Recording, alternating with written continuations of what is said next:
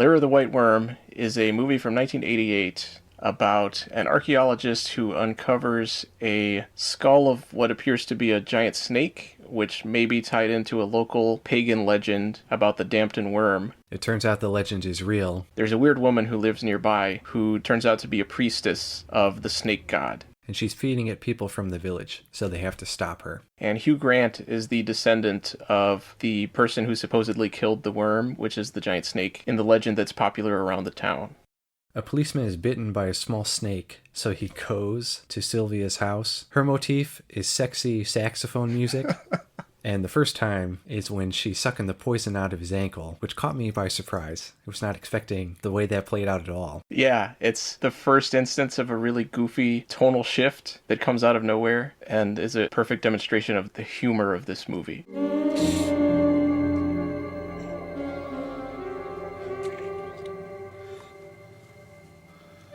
It's a solid horror movie. I wasn't expecting the humor part of it. It would be fine without it, but it doesn't detract from it. Yeah, I agree. It works completely as a horror movie. There are times when it's legitimately unnerving, I would say. All the pagan stuff is really weird and creepy. And then, of course, you have a giant snake and weird snake people. But then the humor, part of what I think makes it work so well is that so much of it is directly tied in with Lady Sylvia Marsh and how weird she is. It reminded me of Credence from Troll 2.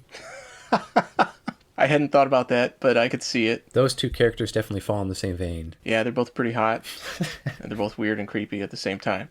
This movie uses a lot of fisheye lenses. I don't know if that was something Ken Russell just discovered or just something he liked to do. I thought first it was that thing where they fabricate a gigantic object and put it in the foreground, and then the people are standing in the background. Yeah, and you're supposed to think that it's small until they walk up to it. Right, but because it was a fisheye lens, she actually walked up to it and put her hands on it. I thought that was cool. That Citizen Kane reference, just another weird little thing in this movie that's full of weird little things. Rosebud. Well, that was not the first point I said, what the hell is this? Okay, so after she steals the skull and she's on her way out, up until this point, we're a solid 20 minutes in. Pacing is good, nothing's too out of the ordinary, and then out of nowhere, she turns into a snake and spits acid. It's very unexpected, yeah. It makes it work better than if they implied that something like that was going to happen because it makes it more shocking.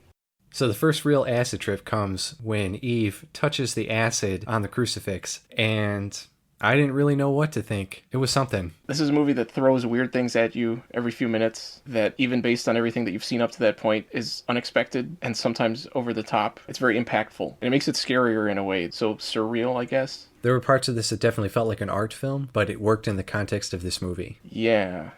Lady Sylvia Marsh, the Dionan priestess, picks up a Boy Scout in the rain. His harmonica playing is so fake. Made me so mad. They couldn't find a kid who could play a harmonica. It's not that hard.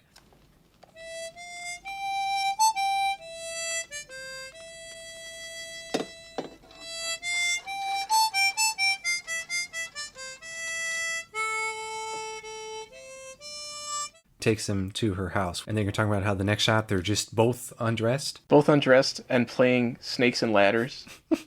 It's so great. It's so stupid and so goofy. It's not what you're expecting because you know now that she's a weird snake woman. You think, oh, he's dead. And they're playing the most innocent possible game. Because there's the word snake in it. This is the first of her wild outfits. I don't know what costume designer was on this movie, but they took full advantage of their budget. Her outfits are insane, the whole movie. And every time she's in a new scene, she's in a different outfit. They were weird. It accentuates the eccentric nature of her character. When Hugh Grant is having his surreal dream, and in the middle of it, when Sylvia and Eve are wrestling, and Hugh Grant's pen starts kind of inching up. Even something within something totally unexpected, and then something unexpected within that. Well done, Lair of the White Worm. Everything about this movie is weird, but in an effective way, I think. So after Sylvia kidnaps Eve, she gives this whole exposition from a tanning bed for some reason in the middle of a room in her house. I guess maybe because she's a snake woman and she wants to be warm, but that doesn't warm you. When Hugh Grant plays the snake charmer music from his house, and when it cuts to her coming out of a basket, I couldn't stop laughing.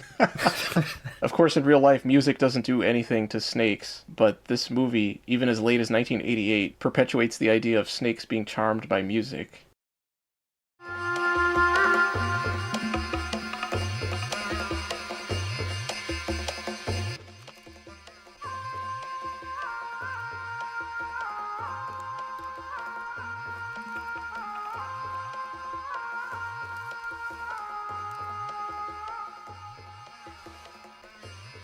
One of the most disturbing parts for me was when Mary found her mom, and her mom turned into a snake person and bit her, and the venom was going through her, and she was being raped by all the Roman snake men, and they were using the snake idols to penetrate her, but they were shoving all the way through her whole body. That was weird and very unnerving. So Mary, I guess I'll say here that I'm not a fan of that actress. But at the same time, I don't know if the way she acts is supposed to be goofy. No, it's not. I'm glad you're such an authority on the making of this movie. She reminded me of Kate McKinnon from Saturday Night Live. Hugh Grant cuts through one of the snake people, and it plays this very triumphant music, but then he stumbles into a drum set. It's a great way to end that scene.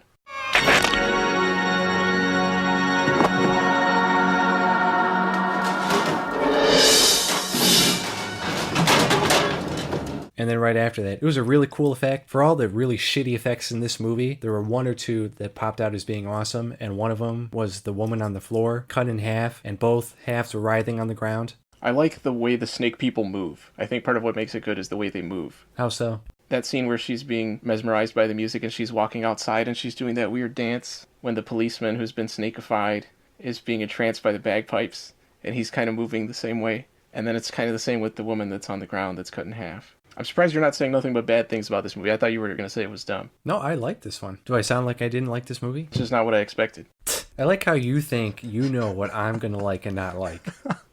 I thought the policeman's death was poorly shot. They could have handled that a little better. Well, I feel like we're skipping over the fact that Peter Capaldi randomly shows up with bagpipes and a kilt, a full outfit, to hypnotize the snakes. Did he need to put on a kilt? Yes. I guess to hide all his various anti-snake weapons underneath it. I doubt every Scottish person carries bagpipes in the trunk of their car and a kilt just in case. I bet you're American. Yeah, so I carry hot dogs in my trunk and I eat donuts for breakfast. And guns. And I have an American tattoo. But there's not the right number of stars on it. That's how you know I'm really American.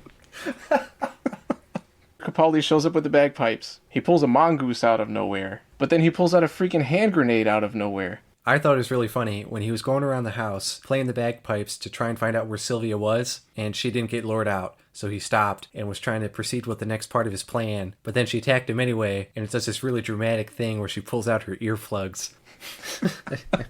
So many great little moments in this movie. I do want to mention that the one shot of Peter Capaldi going through the house with the bagpipes is one long shot with him going all the way down all the levels. So Sylvia Marsh's big plan is basically to sacrifice Eve to the god because Eve is a Christian virgin girl. So she's got this big hole in the bottom of her house that leads down underground into the caves where the white worm is still alive. It has been trapped down there. Its prison is also a refuge, so it can survive, but it can't get out. Right. Dionne looks like shit. I thought it looked really good for being something that you barely see at the end of the movie. But you see a lot of it at the end of the movie. You really thought it was that bad? I liked it. I was a fan of the design and the execution. I didn't think it looked very good. What was it that you didn't like about it? It looked too puppety. You can defend it, but I think what I think. Okay. Sylvia is hanging on Eve, and she's going to fall. And instead of kicking her or trying to tear her down, he gets this gigantic knife and starts to saw through her entire wrist. And it's not even a serrated blade. Do you know how long that would take? There are so many jokes in this movie that are, I don't want to call them subtle, but they don't put them right in your face. And they play them straight. There's a lot of little things, a lot of little lines. I thought the main actors did a good job. Again, it's a ridiculous movie, but the way they play it straight, and they're all decent actors, makes it work. They have just the right amount of goofiness when it's necessary, and the right amount of seriousness when it's necessary. This movie might as well have been called Innuendo, the movie. Everything is about sex. When any character is talking to any other character, there's at least 3 innuendos in every conversation. Even the title of the movie could be interpreted as sexual. They're there if you're looking for them, but if you're not paying attention, you might miss a lot of them. Sylvia, everything is about snakes. We know she's a snake person, but it goes above and beyond of how much she's about snakes. She loves snakes and ladders. She has so many puns and plays on words about snakes. It gave Arnold in Batman and Robin a run for his money. You are not sending me to the cooler. What killed the dinosaurs? The Ice Age! Cool party. All right, everyone. Chill. It was impressive how many snake things they got in there.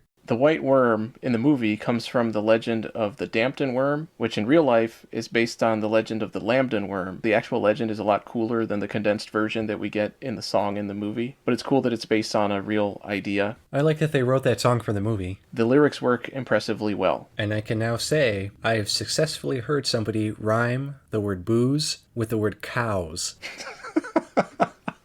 The cop, Ernie, is played by Paul Brook, who is Malakili in Return of the Jedi. He's the Rancor handler. Oh, okay. Which was awesome. I really like Peter's servant. Every single line that he has, he delivers as if he's hiding some kind of sinister secret. His line delivery is great. His face is great. Everything about him is so weird. And then he just dies. He doesn't play any kind of important part, which is a little bit disappointing. But while he's there, he's great.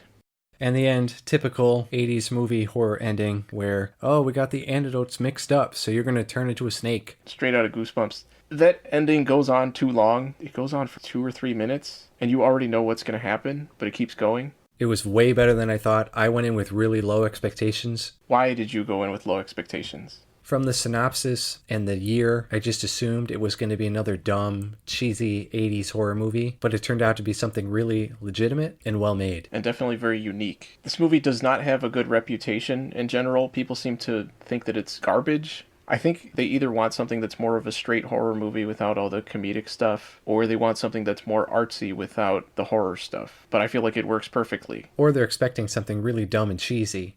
So this movie is based on a book called Lair of the White Worm by Bram Stoker. I've read the book. It is not good. The movie doesn't really have that much to do with it other than the basic concept of an ancient snake creature living underground. The only character that comes from the book is Sylvia Marsh. In the book, she is the snake creature. She actually transforms into a snake that is tall enough that it can stretch over the trees and still have a huge coiled mass at the bottom. The book doesn't make any sense, even in comparison with the movie. There's nothing supernatural in the book. It's all explained scientifically, but in ways that don't make any sense and have no basis in actual science. Don't read it, just watch the movie. The book is not worth it.